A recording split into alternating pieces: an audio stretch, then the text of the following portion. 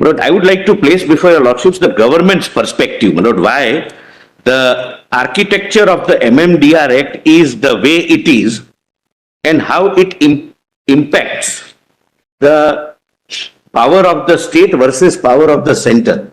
But before I do that, I want to make one thing very, very clear. Because the impression, which is unintentionally gathered is this, that this is kind of a federal issue between center and the state, and who has the legislative competence to levy. At the outset, I say, that is not the question here. But here, and as I will explain in a little more detail with some facts, figures and statistics. The way MMDRA works, and it is intended to work as a limitation, is this one. It is not a fact in dispute that the mineral rights and the ownership of mineral waste with the states, and therefore every penny of royalty goes to the state government. If your lordship would not like to write down, I have the propositions also. At the end, I can give the propositions. Yes. But just to make it more convenient for your lordships. Every penny goes. The state government grants the lease. The lease deed format is provided in the central statute. Yes. The state government collects the royalty. The royalty figure is fixed by the central government. The state government appropriates that royalty amount with other amounts which I will show as a part of its consolidated fund. So these are not the facts which are in dispute or which can be in dispute. Yes. Now, why the center discharges the function of only fixing the rate of royalty qua each mineral? There are several factors which I will show, but broadly, to ensure uniformity in the price structure throughout the country. Yes. And our domestic price structure will have to take into consideration two factors. I am just giving a broad overview. One, the domestic requirement, which can only be decided at the central level. And second, since the royalty has a direct nexus with the price of each mineral, we will have to be very, very careful and conscious about the global market qua that mineral. If that mineral is cheaper somewhere else, people would start importing, Indian domestic users, and vice versa. So it directly impacts the import-export. I will not go into the details. So next and the most important thing, as I would show from one report, which is prepared every 3 years. Your lordships are aware, Section 9 provides that the royalty will, the rates of royalty would be changed every 3 years. So there is a report prepared. It was really heartening to know. Yes. A classic example of your lordship would find everything. We call for the views from all stakeholders.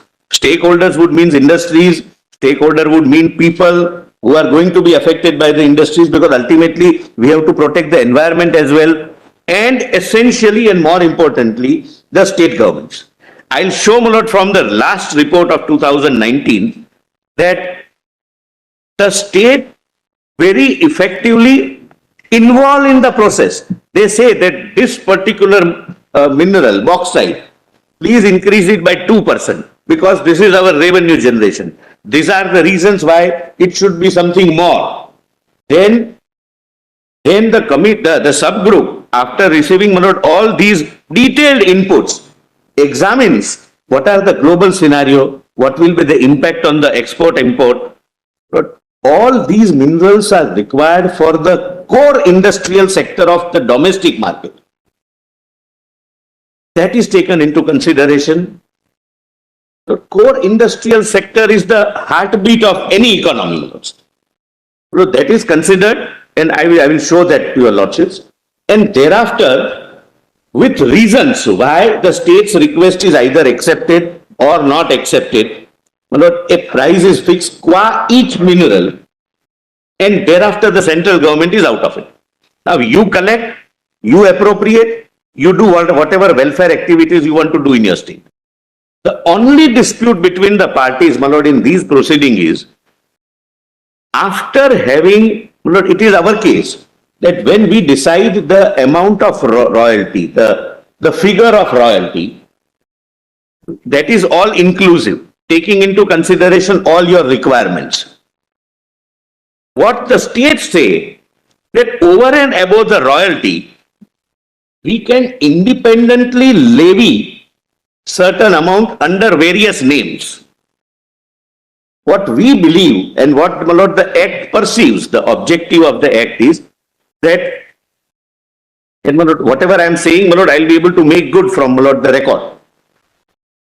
So suppose iron ore or bauxite, some amount is fixed, say 100 rupee per ton or per whatever, my lord, there are, my lord, pit's mouth value, etc. That also was argued, but I will show that's not relevant for this purpose. So the amount comes to say 1,000 per ton, giving a absolutely hypothetical example. They say that every state will have a power to levy something more than 100, more than 1,000. We say no, it is all inclusive, and the reason is this. If every state start imposing further levy, in some case it would be 1,500 per ton, in some case it would be only 1,000 per ton. In some state it would be 1,100 per ton. The uniformity of the prices will not be maintained. And I want to flag, my lord, that issue before, my lord, I take your lordships to this, my lord. Mr. Forester, as you are formulating your thoughts, and you have given the example of bauxite, and you say that this rate that is determined, and you said that this is done after elaborate consultation with the stakeholders, including state, and then you say the state is trying to extract over and above the all-inclusive price which you are suggesting to us. Correct. Now, taking a cue from the example of bauxite, have you not boxed in the state so far as exercise of their power under 50, entry 50 list 2? I could not understand the last. You see, I have said that you have boxed in everything. So, where does the state have the power to exercise under entry 50, their power of tax? That's my lord, respectful submission that the entire architecture of MMRDA, under which this box price inclusive of everything is fixed, is a limitation on the state's legislative power under 50. It's totally denuded, you see. That's my respectful submission. No, correct. But otherwise, I'll just give an example, my lord, my lord, why this creates a problem. Why should the, I mean, just asking, of course, you are just at the starting point. Yes, my lord. Why should the Act, the statute, not say that this is what the tax that the union is charging, and to this extent the power is denuded or something to that effect? Why are we asked to read this by inference? My lord, legal submission would be different, my lord. We also have the situation of, I was just discussing Express. Article 265. I am merely fixing the role. That's which will be forthcoming. It is there, my lord. It's invalid text, my lord. Invalid, it would be unconstitutional. But I'll be able to show that there is an inbuilt statutory mechanism which says that this amount and nothing more. Otherwise, my lord, what happens? Just give, of course, example would not, my lord, be the basis for your lordships to decide. But I'm just giving an example, the rationale, why, my lord, this is under the central control, the fixation. Lord, suppose there are two states, A and B. A has, my lord, an electricity generation station of a huge capacity. They are using coal as a raw material. B has raw material mines, my lord, then namely the coal mines. They say that over and above 1,000 rupee, which is the royalty fixed by the central government, my lord, I'll give examples. In many states, my lord, India segments, other SAS, education SAS, different nomenclature, was 300% royalty, 500% royalty, etc., etc. So that state A having the electricity generation plant will have to either pay more from state B because every state has a different price structures. But Mr. Solicitor, that is implicit in a federal scheme. You see, therefore, unless you say that, look, when you fix, as you call it, an all-inclusive royalty, that royalty includes all taxes also that can be levied by the state. You have to go as far as to establish that. Correct, Manoj. That the fixation of royalty is itself inclusive of all taxes, state taxes. Nothing more. That's one. Second, your argument that, well, it's desirable that there should be uniformity of the price of minerals. It may be a desirable matter as a matter of policy. Question is whether this will impinge upon the federal distribution of power under the Constitution. Now take another case.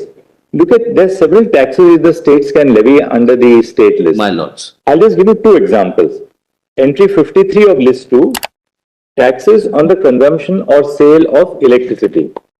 Right? Now, in various industries, electricity is not just a medium, but it's a raw material. For instance, in the production of steel, iron and steel industry, electricity itself is a raw material. It's part of the price structure also. Right. And now the Constitution contemplates that each individual state can levy a tax on the consumption and sale of electricity. Now, different states levying taxes at a different rate on the consumption and sale of electricity will meet with the same argument that you are urging, that in Maharashtra may impose it at a different rate, Karnataka may do it at a different rate, a solar plant in Rajasthan may do it at a different rate. But that's part of the federal scheme. Or take entry 54, taxes on sale of petroleum crude, high-speed diesel. High-speed diesel is crucial for industry. Motor spirit, natural gas. So if you are consuming natural gas from, say, which comes in from Jamnagar, different rate altogether. If you are importing natural gas which has come in through, say, a crude pipeline, a gas pipeline, say, in Chennai, completely different rate. That's exactly the scheme of the Constitution. And there is nothing sui generis about minerals, that there should be a uniformity. Now the same logic will apply to electricity. Have the same rate of electricity, same taxes for electricity.